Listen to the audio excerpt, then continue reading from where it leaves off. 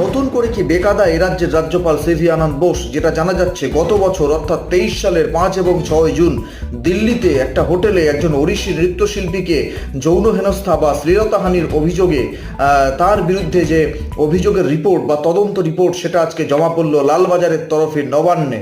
অর্থাৎ যেটা অভিযোগ করেছেন ওই ওড়িশি নৃত্যশিল্পী, যে দিল্লির একটা অনুষ্ঠানে তাকে নৃত্যের জন্য আমন্ত্রণ জানানো হয়েছিল, রাখা হয়েছিল দিল্লির একটা বিলাসবহুল হোটেলে, এবং সেখানে এ রাজ্যের রাজ্যপাল সিভি আনন্দ বোস তাঁর শ্লীলতাহানি করেন বা তাকে যৌন হেনস্থা করেন।